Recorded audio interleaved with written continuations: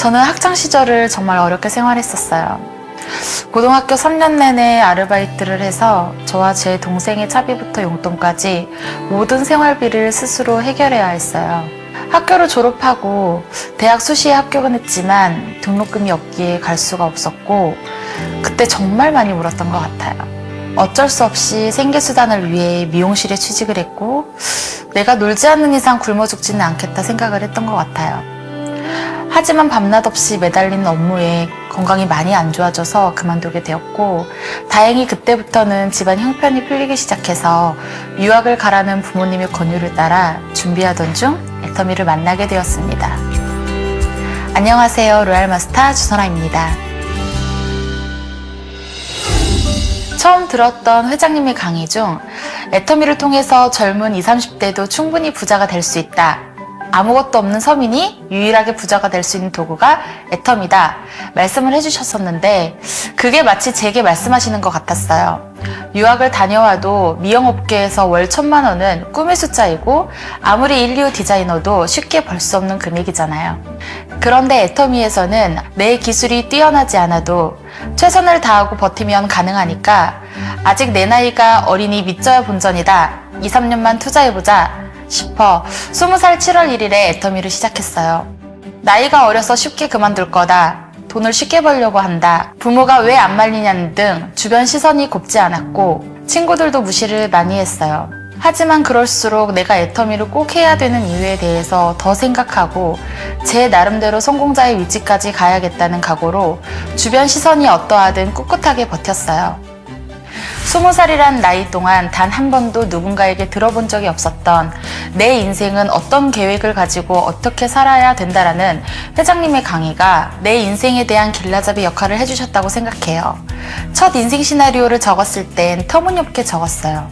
하지만 애터미를 하면서 점점 더 현실적으로 바뀌었고 달이 지나고 해가 지날수록 차분하고 정돈된 저만의 인생 시나리오를 갖게 되더라고요. 막연하게 이렇게 되었으면 좋겠다 하는 꿈을 계속 적다 보니 내가 진짜 원하는 삶이 무엇인지를 조금씩 알게 되었어요. 회장님이 강의 중 20대들이 부모의 재력이 아닌 본인의 재력으로 탈 수 있는 차는 많지 않다. 그런데 애터미는 부모의 재력이 아닌 나의 재력으로 탈 수 있을 것이다 라고 하셨어요. 그날부터 인터넷으로 저희 드림카를 찾아보기 시작해 목표를 잡았어요. 2013년 12월에 월 1,000만 원 소득이 딱 되고 나서 회장님을 뵈었는데 제가 꿈꿨던 드림카로 차를 바꿨냐고 물어보셨어요. 아직도 안 바꾸고 뭐 하냐고 이번 해외 출장을 갔다 왔을 때 너희 드림카가 있었으면 좋겠다 말씀하셔서 그날 바로 매장 가서 견적서를 뽑았어요. 원래 제가 타려고 했던 차가 있었는데 그 디자인이 단종이 되어 그보다 상위 모델인 벤츠 E클래스를 샀어요. 회장님이 더 놀라셨죠. 그 후에 3년 동안 친구들이 나오지 말라고 했던 동창회에 갔는데 애터미가 다른 회사랑 다르구나. 충분히 돈을 벌 수 있구나. 부정적이었던 친구들이 좋게 인식하기 시작했어요. 젊은 사람이 억소리 나는 차를 타고 다니니까 주변 사람들도 다르게 보기 시작했죠. 그래서 일의 성과가 더 늘어 차를 산 지 1년 만에 매출이 딱 2배가 되었어요. 집안의 경제 상황 때문에 어릴 적 왕따 아닌 왕따를 당했어요. 친구들이 전부 유복한 가정이라 마음만 먹으면 유학을 가고 하고 싶은 건 언제든 할 수 있었는데 그에 비해 저는 고등학교 3년 내내 알바만 했거든요. 사춘기 때라 그런지 친구들이 어디 놀러 간다 그러면 그게 정말 부러웠어요. 너는 어차피 못 가잖아 하고 대놓고 상처 준 애들도 있었어요. 그래서 여행에 대한 갈망이 커서 애터미를 성공하면 세계 일주가 제일 하고 싶었어요. 애터미 시작하기 전에는 여권도 없었는데 여권은 발급을 받아야 쓸 일이 생긴다 라는 어머니 말씀에 바로 여권 사진을 찍고 발급 신청을 했어요. 그리고 6개월도 안 되었을 때 가족여행으로 코타키나발루를 가게 되었고 그 후로부터는 사업 스케줄로 해외 이곳저곳을 가게 되었어요. 지금은 제가 원할 때마다 마음 놓고 여행을 갈 수 있으니까 그 상처를 이제는 치유를 받는 것 같아요. 저도 어렸을 때 우리 집이 형편이 좋았더라면 내가 하고 싶은 걸 하며 살지 않았을까 생각해요.